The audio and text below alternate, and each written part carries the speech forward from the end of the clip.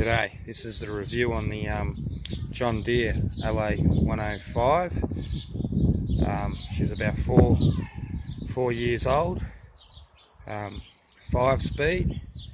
It has a 42-inch cutting deck, pretty big deck on it. Just turn the key on. It has 132.8 working hours, so yeah, still pretty new, and never done hard work. But yeah, she runs a 19.5 horsepower John Deere and a small little car battery. But yeah, she's not that old. It's had a couple of oil changes, a few oil changes, and that's really about it with the engine. Like, I can't really fault the engine in one of these, but we'll start it up soon. But one thing I'd like to say though about buying an LA105 model is the 42-inch chop and decks are shit. Absolutely shit if you're ever fixing them. They break on pulleys underneath the chopping deck.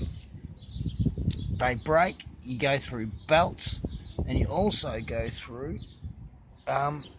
steering cogs underneath there. You've got this big tooth cog. Now it seems to never want to keep its teeth.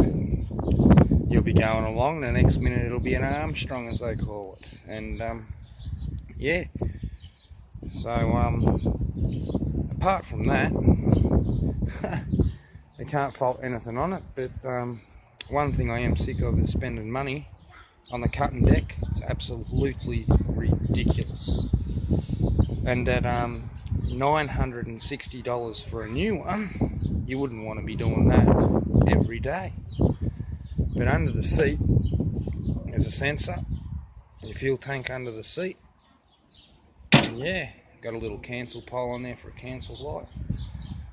And yeah, so she's got headlights and that, so you can turn them on in the dark. Well, that's pretty cool. And yeah, I might just start it up and we'll see how it goes.